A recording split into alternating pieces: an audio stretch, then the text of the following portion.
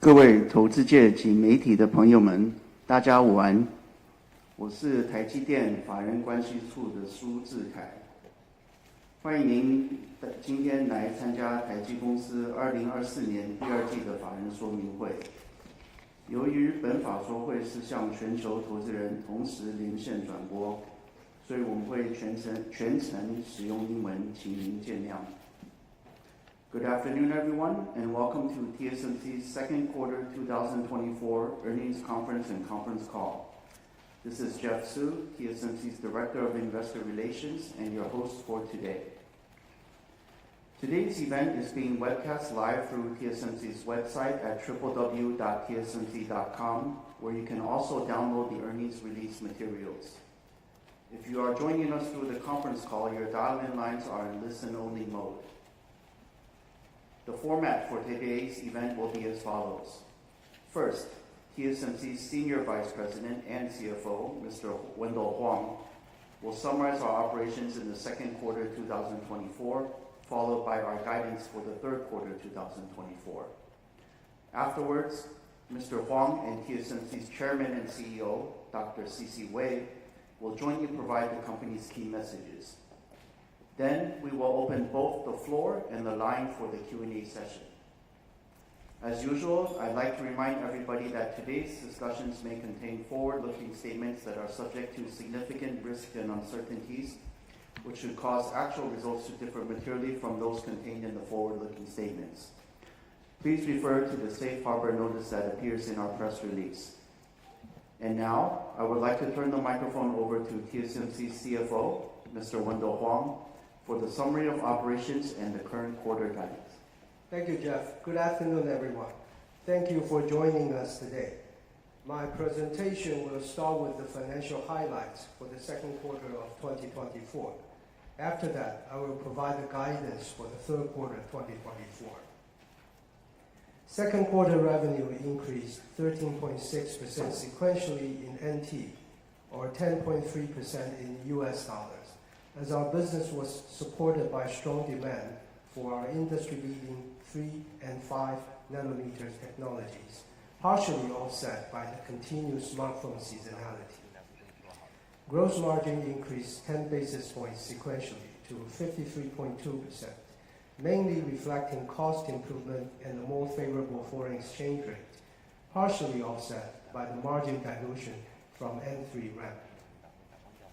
Due to the operating leverage, total operating expense accounted for 10.5% of net revenue, as compared to 11.1% in the first quarter.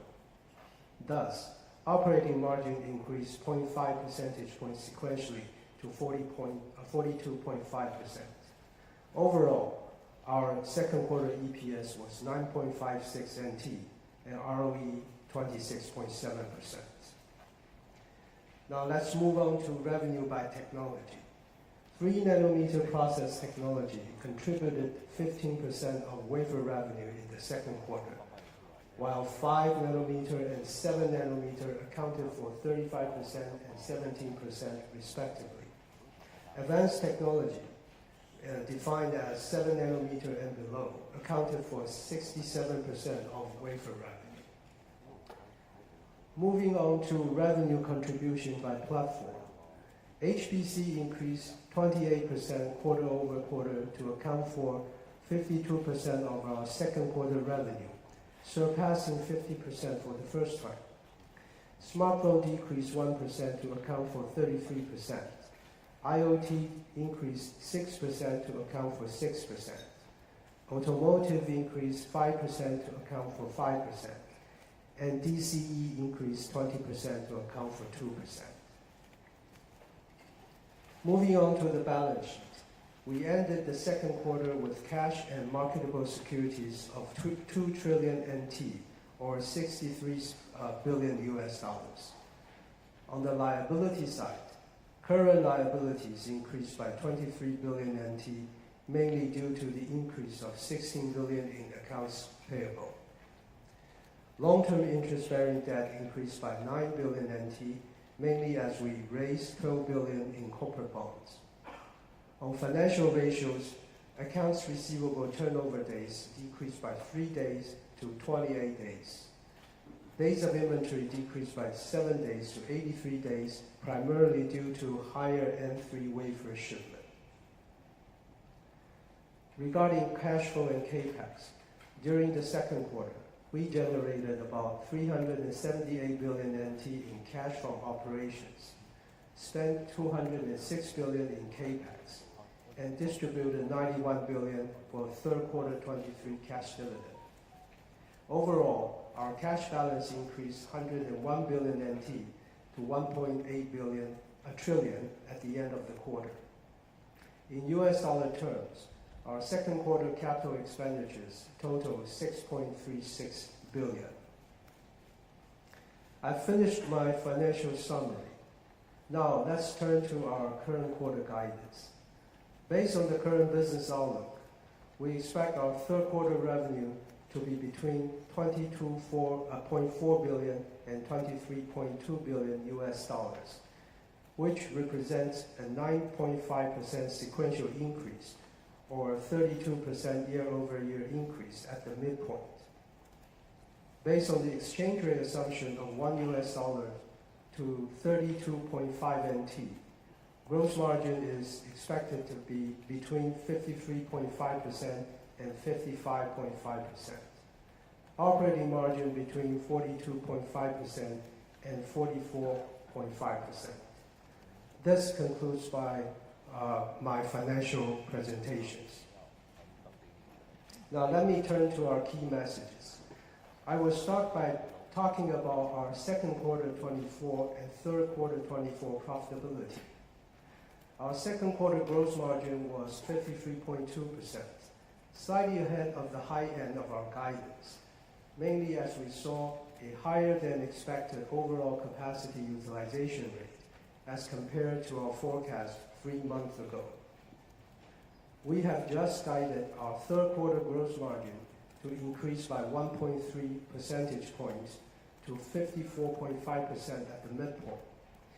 This is primarily due to the higher overall capacity utilization rate in the third quarter and better cost improvement efforts, including productivity gains, partially offset by continued dilution from N3 ramp-up, N5 to N3 tool conversion costs, and higher electricity prices in Taiwan. Excluding the impact of foreign exchange rate, of which we have no control over, and factoring in the margin impact from our global manufacturing footprint expansion plans, we continue to forecast a long-term gross margin of 53% and higher is achievable. Next, let me talk about our 2024 capital budget. Every year, our CapEx is spent in anticipation of the growth that will follow in the future years. And our CapEx and capacity planning is always based on the long-term market demand profile. As the strong structural AI-related demand continues, we continue to invest to support our customers' growth. We are narrowing the range of our 2024 capital budget to be between 30 billion and 32 billion US dollars, as compared to 28 to 32 billion US dollars previously. Between 70 and 80% of the capital budget will be allocated for advanced process technologies. About 10 to 20% will be spent for specialty technologies, and about 10% will be spent for advanced packaging, testing, mass making, and others. At TSMC, a higher level of capital expenditures is always correlated with the higher growth opportunities in the following years. Now, let me turn the microphone over to CC. Thank you, Wendell. Good afternoon, everyone. First, let me start with our near-term demand outlook. We concluded our second quarter with revenue of $20.8 billion, above our guidance in US dollar terms.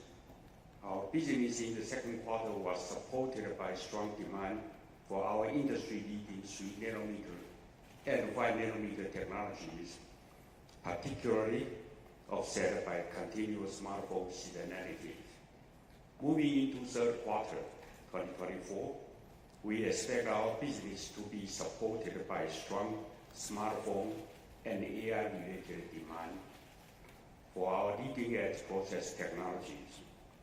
Looking at the full year 2024, we forecast the overall semiconductor market, excluding memory, to increase by about 10%, which is unchanged from our forecast 3 months ago.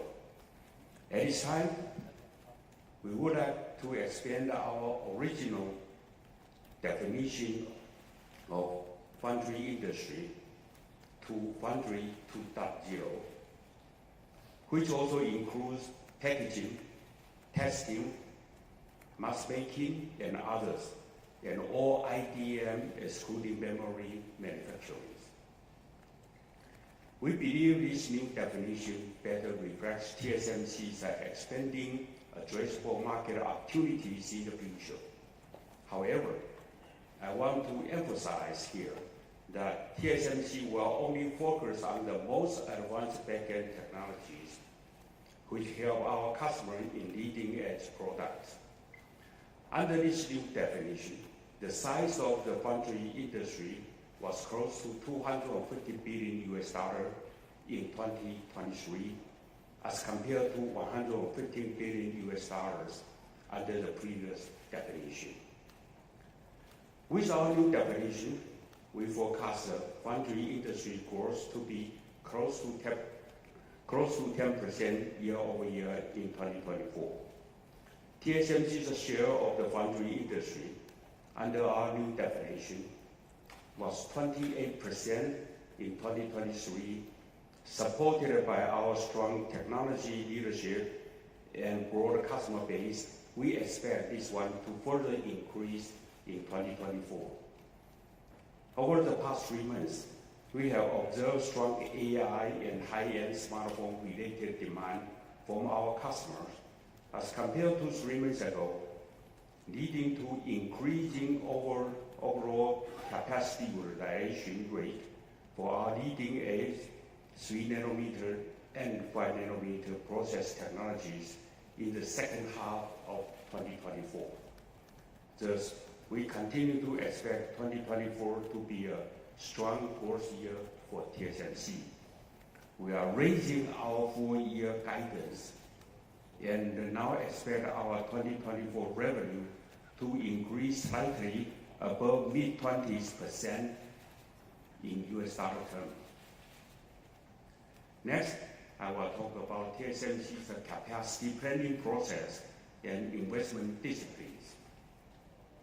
This is important, especially when we have such high forecasted demand from AI-related business. TSMC's mission is to be the trusted technology and capacity provider for the global logic IC industry for years to come. The continued surge in AI-related demand supports a strong structural demand for energy-efficient computing.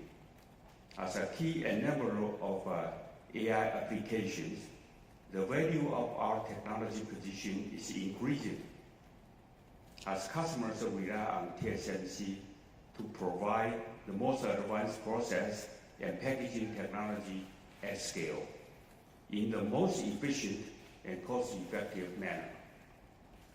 As such, TSMC employs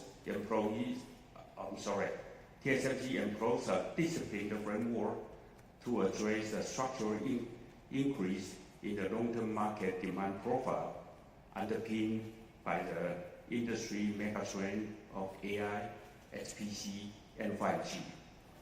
We work closely with our customers to plan our capacity.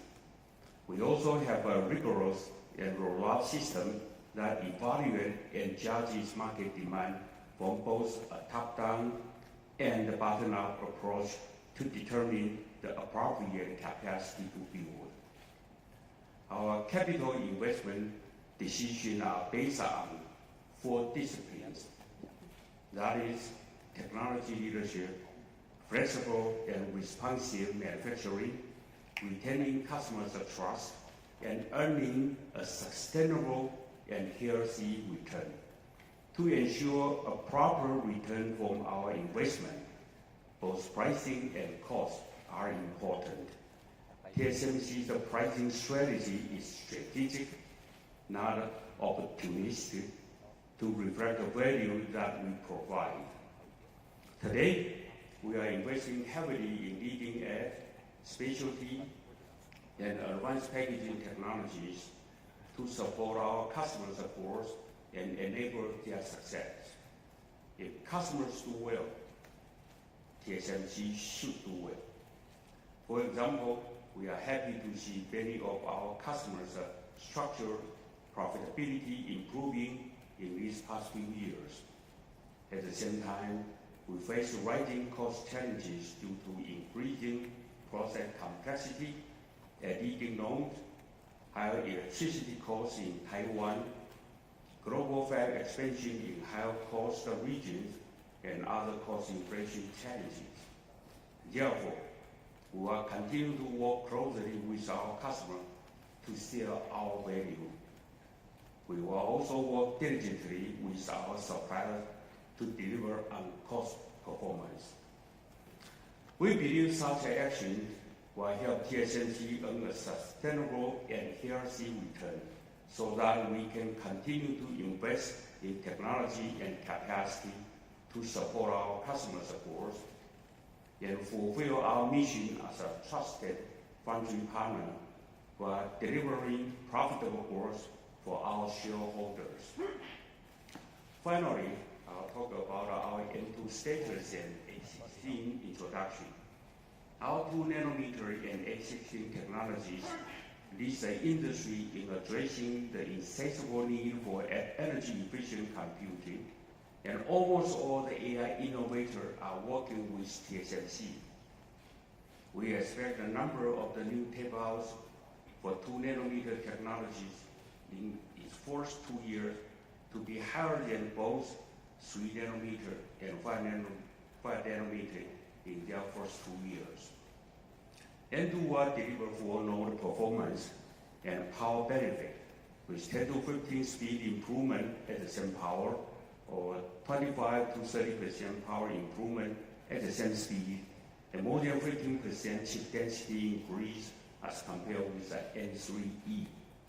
N2 technology development is progressing well, with device performance and yield on track, all ahead of plan. N2 is on track for volume production in 2025, with a ramp profile similar to N3. With our strategy of continuous enhancement, we also introduced N2P as an extension of our N2 family. N2P features a further 5% performance with at the same power, or 5 to 10% power benefit at the same speed on top of N2.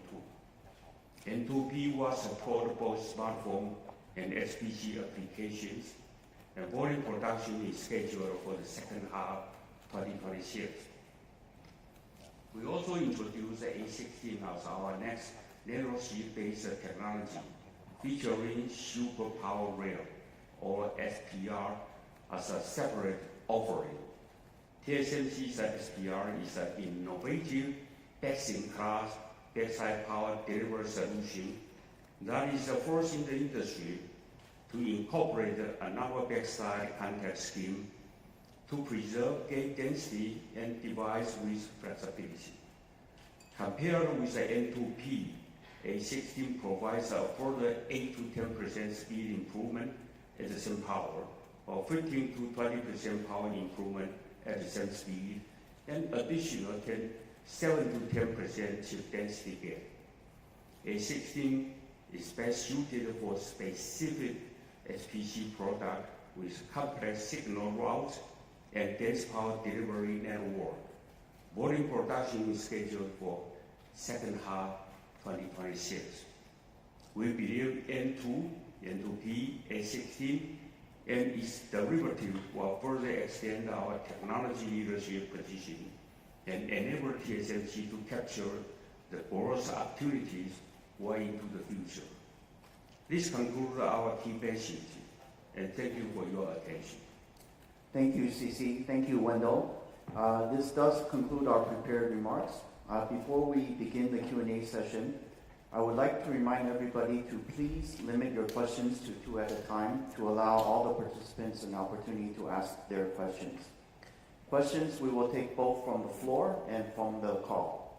Should you wish to raise your question in Chinese, I will translate it to English before our management answers your question. For those of you on the call, if you would like to ask a question, please press the star, then the 1 on your telephone keypad now. If at any time you would like to remove yourself from the questioning queue, please press star 2. Now we will begin the Q&A session. I would like to take the first few questions from the floor, then we will go on to the call. So let's begin. The first question we please take from Gokul Hariharan from JP Morgan. Thank you. Thanks, Jeff. Good afternoon, CC, and good afternoon, Metal. Thanks for giving us the picture in terms of how you are planning future capacity. Just on AI accelerator and related capacity, both front-end and advanced packaging, clearly every customer is queuing up at TSMC for capacity. I think last time we talked about this, maybe a couple of quarters back, CC, you mentioned we expect to see supply to kind of reach balance, supply demand to reach balance by end of this year. Just wanted to see what is your current remark. How do you think about supply demand balance for AI accelerator and CoWoS advanced packaging capacity?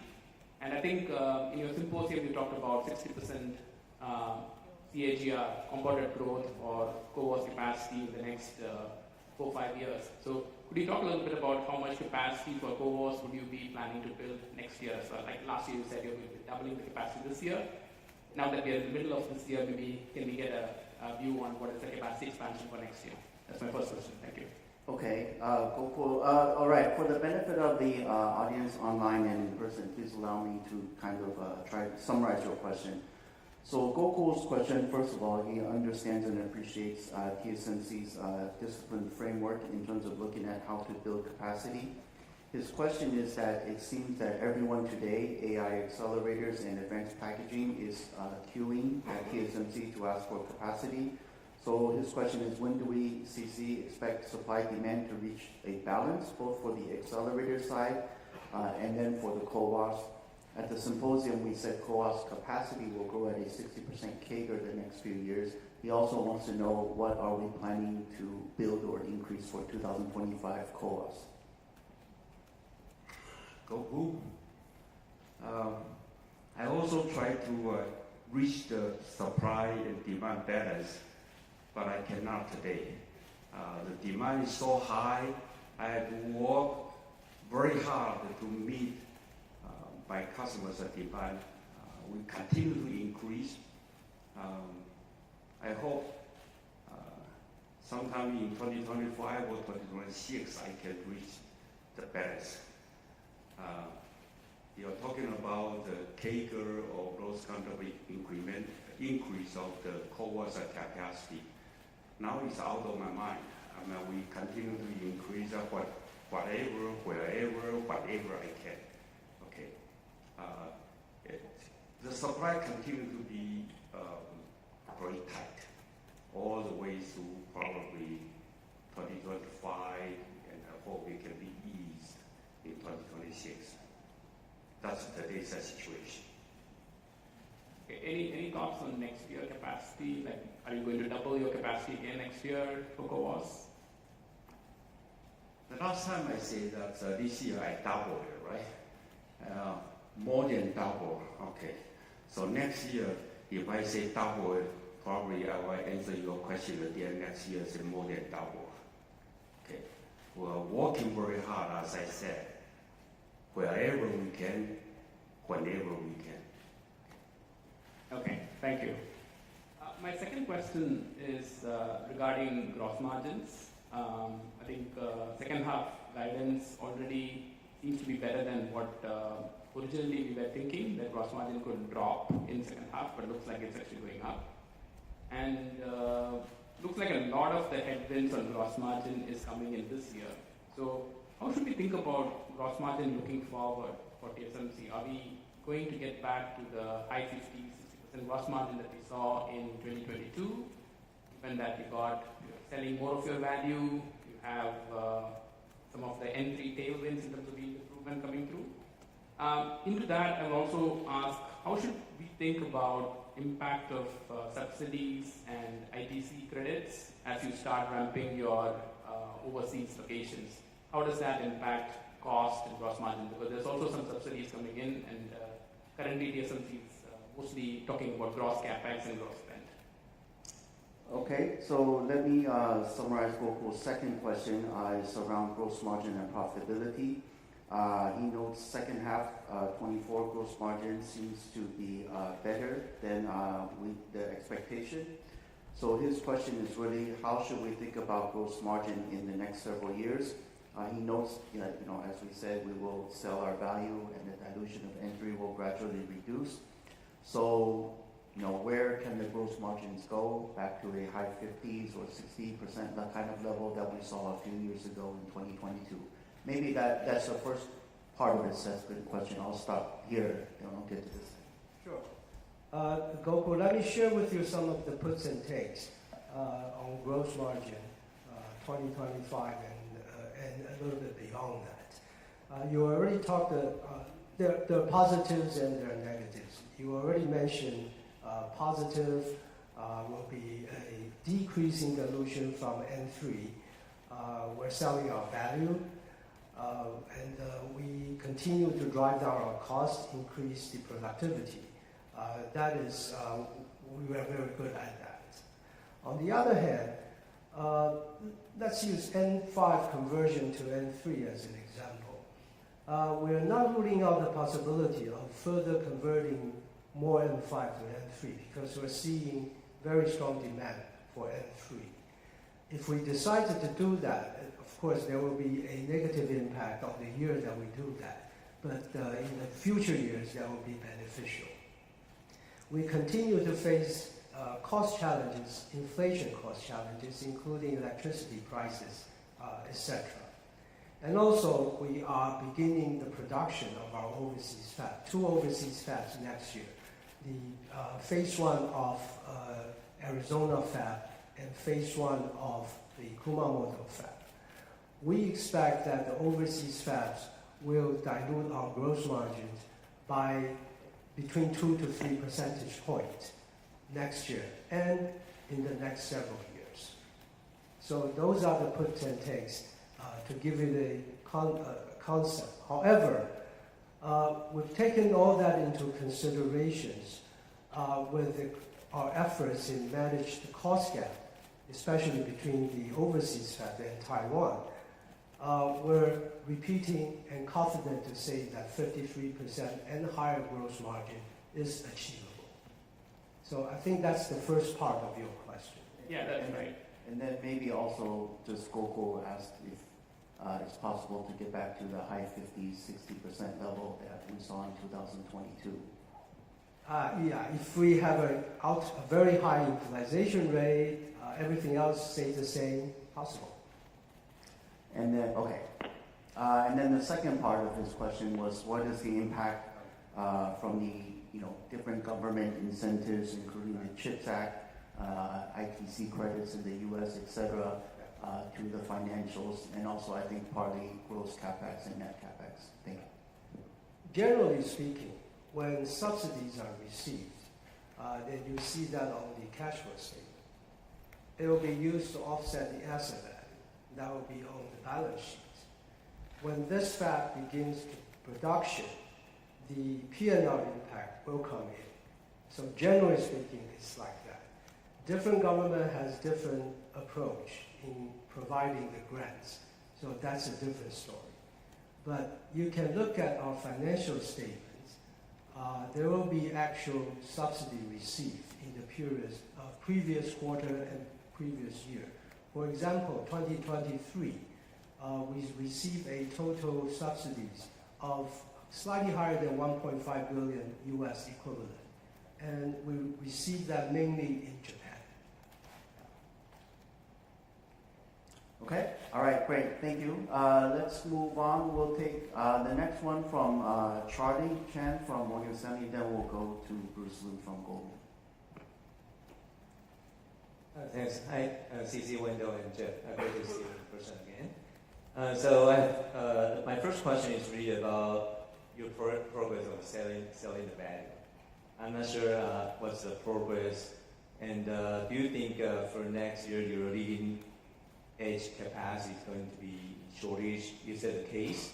Whether that increase your chance to sell more value to your customers?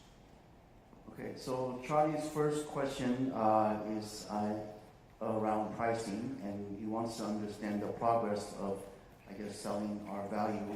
And also in next year, looking at next year, particularly for the leading edge nodes, do we expect that in terms of the demand to be very full?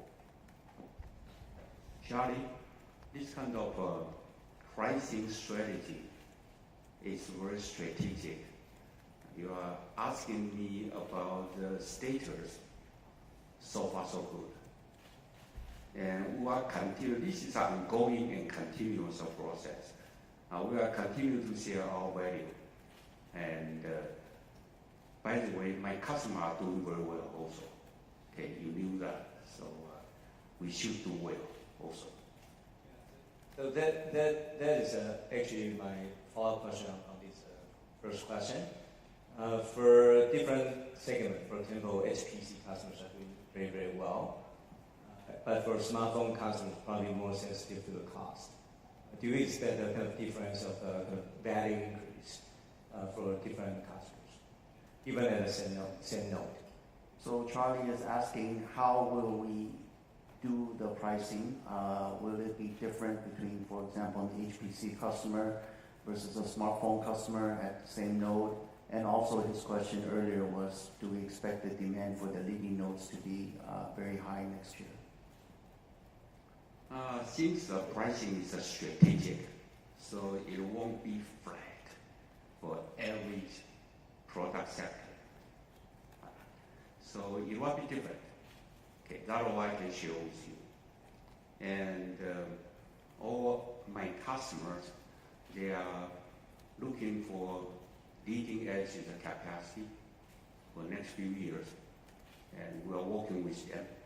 And so far, we try our best to support them, both in pricing and in capacity. Thank you. And second topic is definitely over the past 2 days, there's a geopolitical risk. Right? So Mr. Donald Trump talked about maybe a few years ago, right?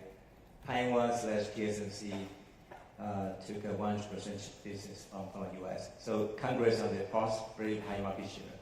However, the concern is growing, right? That the U.S. continues to depend on our islands, TSMC, and the chip production. So our question is that for shareholders, right? How TSMC is going to mitigate these potential geopolitical risks.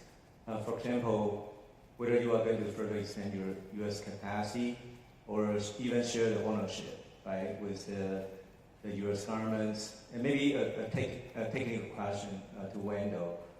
For today, right, if we are shipping chips to the U.S. customers, do we need to pay for the U.S. tariff?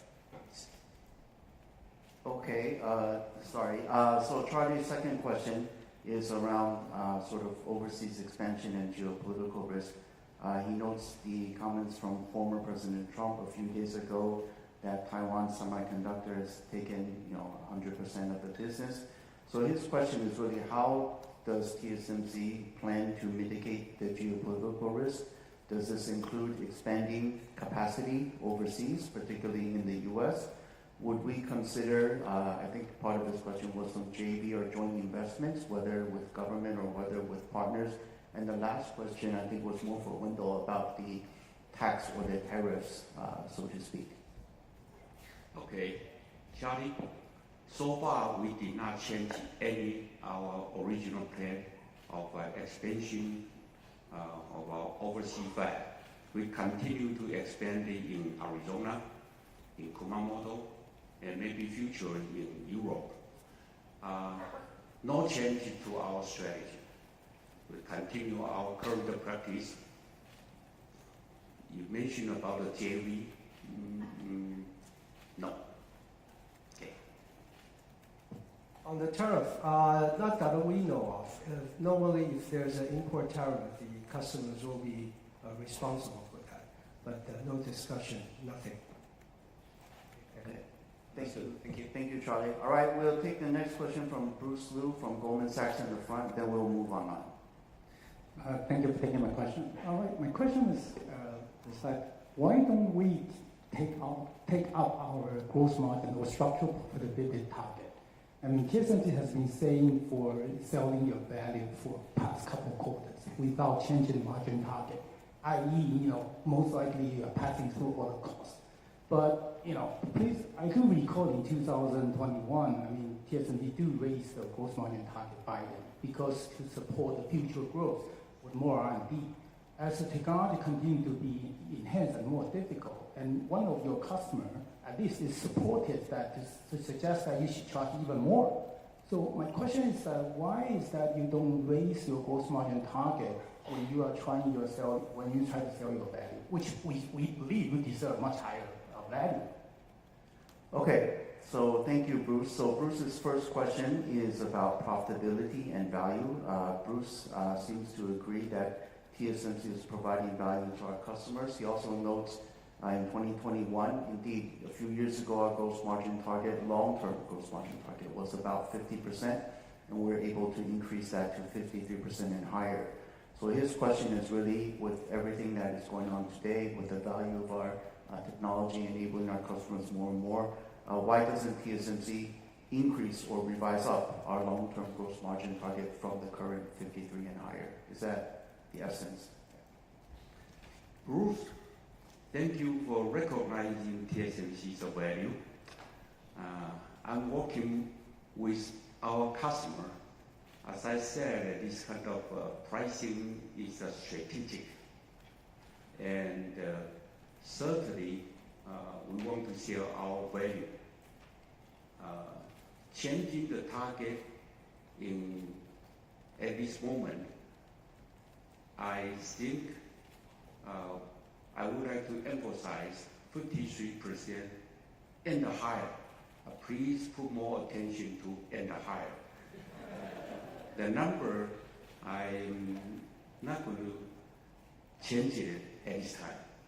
When I have a more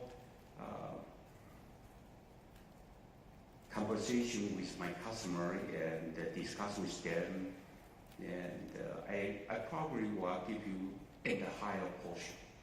Okay. Thank you. Thank you. My next question is for advanced packaging.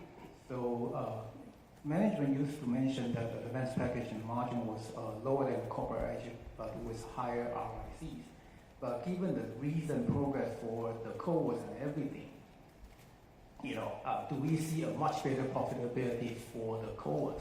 And given that it was so difficult to expand the capacity, are you planning to work with more partners to increase your CoWoS supply, which will solve your current supply demand issues? Okay, thank you, Bruce. So Bruce's second question is around advanced packaging. Part of it is in terms of the profitability. He notes we used to say, which is true, it's lower than the corporate average profitability, but can earn a similar return or ROE. But his question is now with more and more CoWoS demanding greater scale, is the profitability of advanced packaging, I think, approaching or at or above the corporate average? And also, given the tight supply, would we consider to work with more partners to help increase the capacity for CoWoS to support our customers' growth? You are right. For advanced packaging, the gross margin used to be much lower than the corporate average. Now it's approaching corporate average. We're improving it because of scale of the economics, and we put a lot of effort to reduce our cost. So gross margin is greatly improving in these 2 years. As for the working with OSAT partners, yes, we are doing it. Because of, I just answered the question, say whether the CoWoS capacity is enough or not. It's not enough, and in great shortage. And that will limit my customers, of course. So we are working with our OSAT partner and try to give more capacity to my customer so that they can work healthy. And so the TSMC's wafer can be sold healthy. Okay, thank you, CC. Thank you, Bruce. Operator, can we move to the first participant online for their question, his or her questions, please? Yes, the first one, we got Brett Simpson, Aerospace. Yeah, thanks very much. My question was really about your capacity plans for the next nodes. That's N2, including A16. We're hearing that AI chip makers are looking to migrate more aggressively from N-1 to the leading edge, particularly due to backside power, because they're trying to lower their power budgets going forward. So my question, can you support this move? And if so, should we be expecting N2 A16 to be structurally a much bigger node than we've seen in the past few nodes? Thank you. Okay, Brett, thank you. So Brett's first question is on capacity planning, particularly at the leading edge, N2 and A16. So he notes rightly that AI customers are migrating aggressively from N-1 in the past to the most leading node. He notes particularly A16 driven by the interest in backside power. So his question is, can we support this move in terms of capacity to support the customers? And also whether thus N2 and A16 will be a much bigger node than our nodes in the past. Brett, you are right. All the people want to move into kind of a power efficient mode, and so they are looking for the more advanced technology so that they can save power consumption. And so a lot of my customers want to move into N2, N2P, A16 quickly. We are working very hard to build the capacity to support them. Today is a little bit tight. Not a little bit, actually, today is very tight. I hope in next year or the next 2 years, so we can build enough capacity to support this kind of a demand. Today, yes, we are working hard to support them. And enough, not yet, but we are working hard to get it. Does that answer your first question, Brett? Okay, thank you. Yeah, that's great. Yeah, thank you, C.C. Wei. My follow-up question was for Wendell. I wanted to just dig into the gross margin dilution from N3. Where is that at today? And does the introduction of N3E structurally improve your N3 returns? I guess N3E is less capital intensive, there's less EUV layers. So I'm keen to understand if this drives better economics for TSMC, particularly as you start to ramp more N3 capacity in the second half of this year. Thank you. All right, thanks, Brett. So Brett's second question is on the gross margin dilution from N3.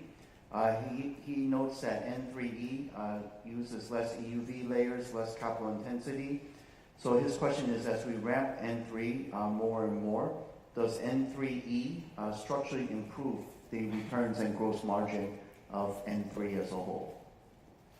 Okay, Brett, we don't break it down between the different nodes within the family, but I can share with you, overall speaking, as we said before, N3 takes a longer while to reach the copper mark. In the past, it was about 8 to 10 quarters. For N3, we're looking at 10 to maybe 12 quarters. But it is improving, and we expect it to continue to improve. Okay. Thank you. Okay, thank you, Brett. Operator, let's take the next set of questions from the next participant on the call, please. Next one to ask question, Charles Shi from Nikkei. Go ahead, please. Hi, thanks for taking my questions.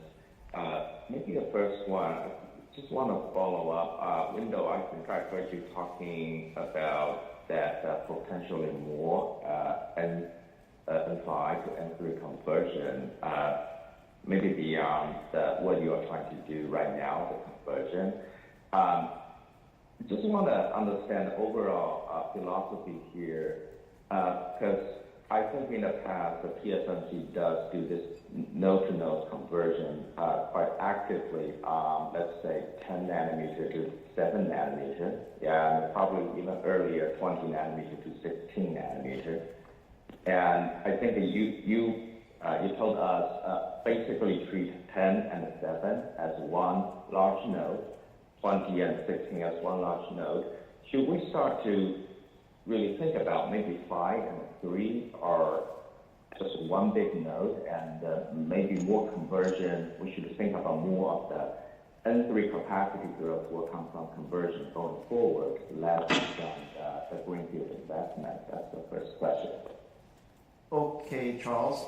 So Charles' first question is really look at our conversion strategy. He notes that, we have always talked about building in tool commonality to provide us flexibility. We have done so in the past at certain nodes like 20 and 16, 10 and 7. So his question is really, we had said that we potentially convert more N5 tools to support the strong demand for N3 capacity. So his question is, should we, investors, analysts, start to think about N5 and N3 as one big node? Right. You mentioned about 12 and 16. They are a big family. 7 and 10 are a big family. But 5 and 3 are not a big family in our definitions. At the same time, there are node-to-node tool commonality in TSMC is pretty high. So for 5 and 3, the commonality of tools is over 90%. And these two nodes are adjacent. They're all in Tainan Science Park. And so it's very easy to do the conversions.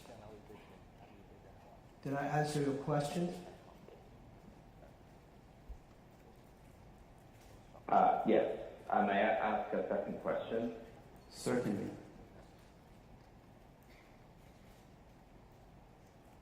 Thanks. Maybe a question about CoWoS. I think I heard DC, you said maybe there's some technical difficulty on my side. I just want to clarify. Maybe you may double the CoWoS capacity again in 2025.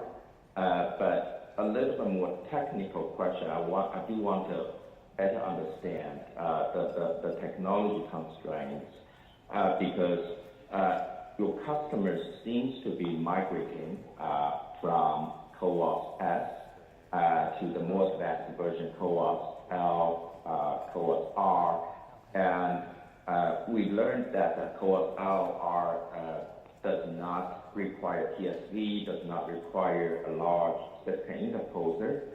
Does that help, at least to some degree, the capacity constraints you are facing on overall CoWoS?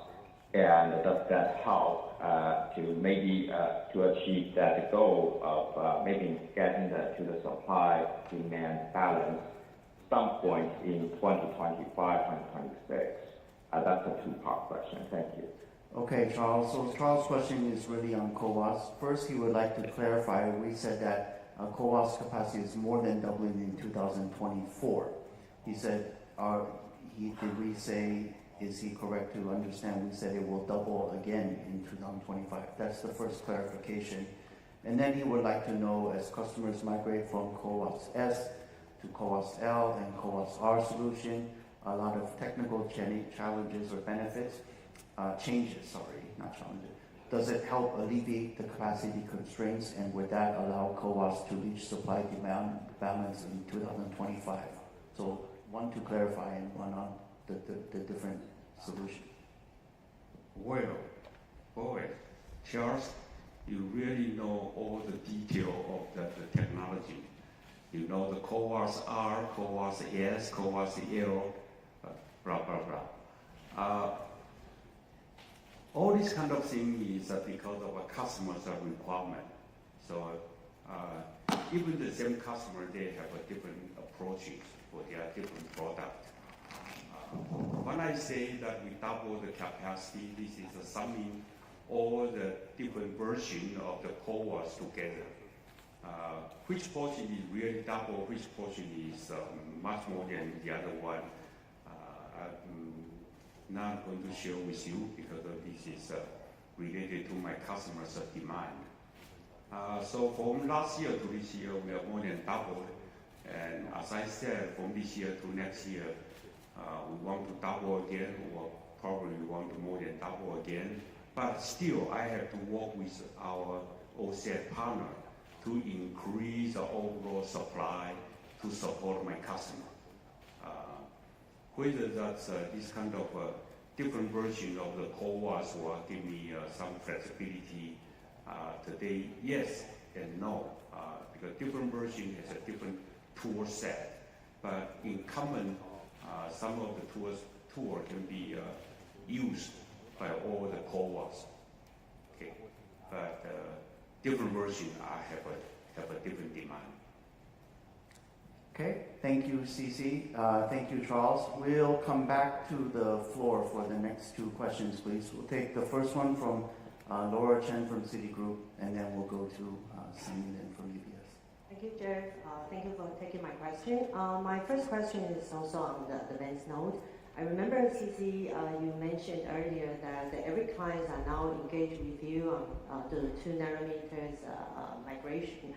So I'm just wondering that when we enter in maybe 2026, the second year, can we expect that the revenue contribution initially will be larger than what we had comparing to N3? And also wondering that since the performance is much better, so can we expect the dilutions period will also be shorter than N3? Okay. Sorry. Sorry. So Laura's first question is about N2, basically that almost every customer is engaging with TSMC on 2 nanometer technologies. So her question is, do we expect the revenue contribution from N2 in 2026, therefore to be larger than compared to N3 at a similar point in time of the ramp? And also correspondingly with the N2 margin dilution be less or better than N3, basically? I will give this kind of a money's question to the CFO. All right, Laura, the revenue, yes, it's going to be bigger. Okay. Gross margin dilution, it will be faster to reach corporate average. That's very clear and helpful. Thank you. And also, my second question is also on the packaging side. So we know that last time we also discussed that the Edge AI will also benefit for TSMC in terms of the advanced node, the die areas.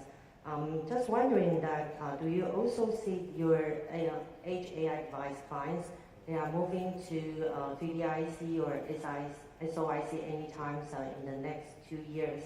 Or before that happening, can we expect that more clients on the smartphone side, they will also adapt maybe info first?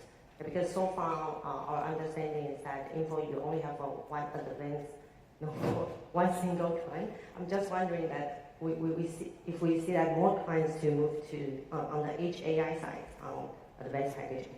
Thank you. Okay, so Laura's second question is very specific, but again, in regards to advanced packaging, with more and more customers working on Edge AI devices, without being overly specific, but what does it mean or the implication for advanced packaging solutions? Do we expect in the next 2 years to see these Edge AI customers start to use SOIC or 3D IC particularly smartphone? Will they still be using info, or will they also consider these solutions as well? Is that correct, Laura? Okay. Well, very technical questions. Let me share with you.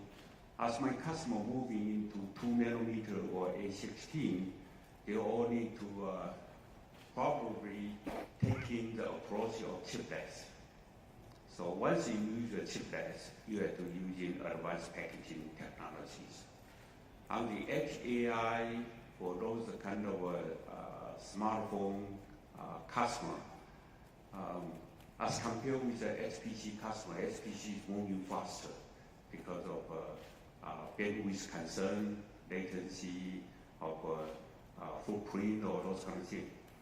For smartphone customer, they need to pay more attention to the footprint as well as the functionality increase. So you observe my big customers taking the info first, and then for a few years nobody catch it up. They are catching up. Okay. Very much, DC. Okay. Thank you, Laura. We'll take the next question from Sunny Lin from UBS, and then we'll go back to the call. Thank you, Jeff. Good afternoon, CC and Wendell. Thank you for taking my questions. So my first question is on your business opportunities for smartphone and PC. Last few years, both were X growth for quite some time. And so how we should think about the units and silicon content for the coming 2-3 years. First part, a lot of questions on the tight supply for 5 and 3 nanometer. And so are your customers engaging with you early on the planning into 2025 capacities for a better upgrade cycle?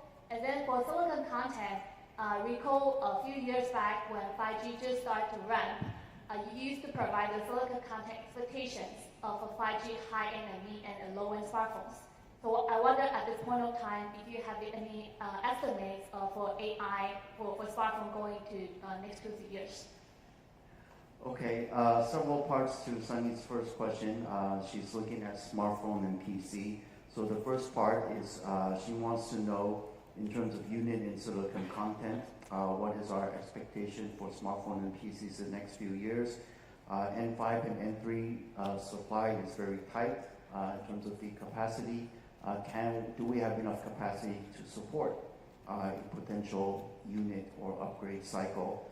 And last but not least, she's asking us to quantify the silicon content per device, per segment from Edge AI. That's a very long question, but let me answer the content first.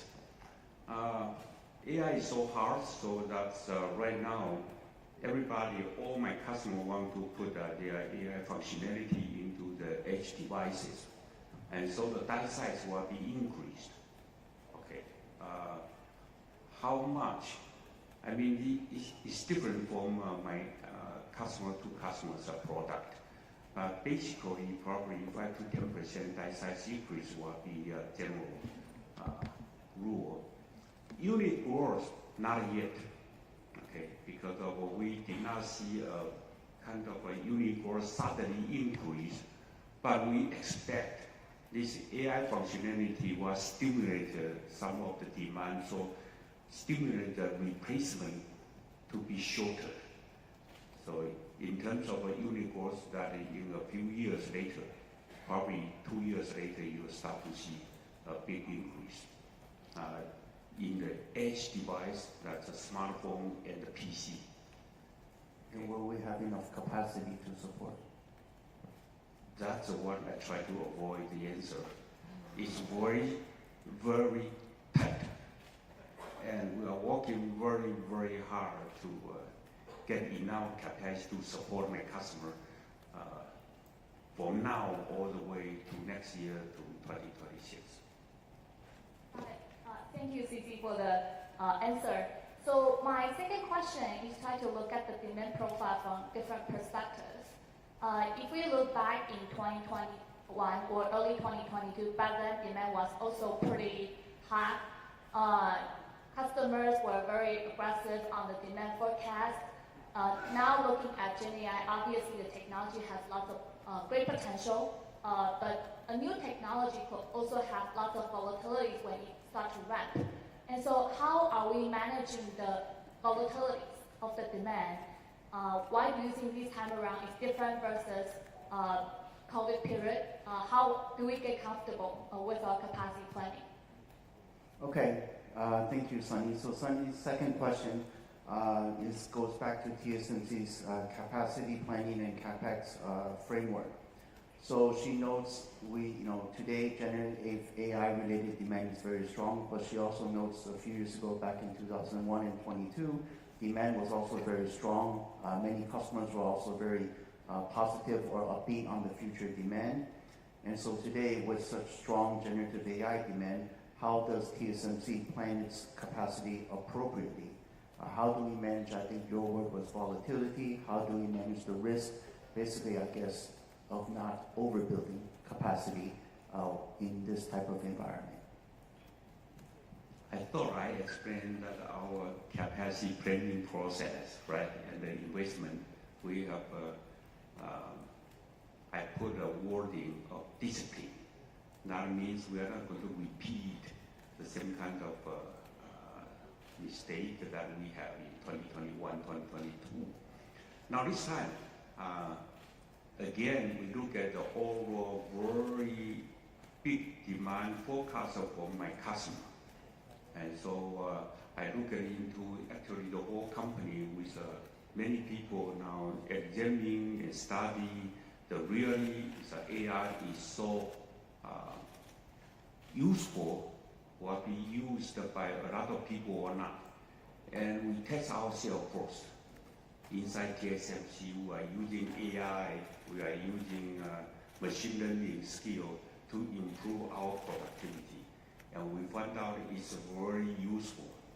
And so I also in the line to buy my customers a product. And we have to form in the line, I get no privilege, I'm sorry, but it's useful.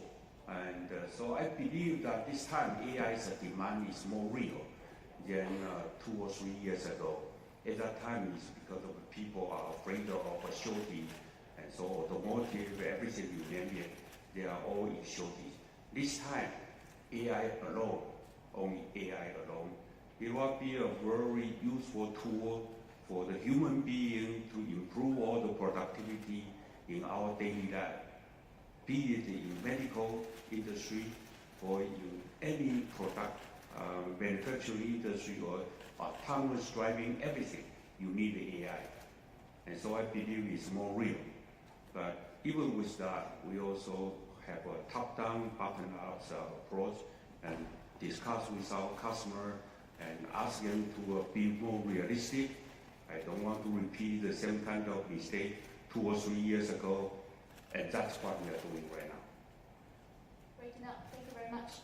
Okay, thank you. Operator, can we move on to the next participant from the line, please?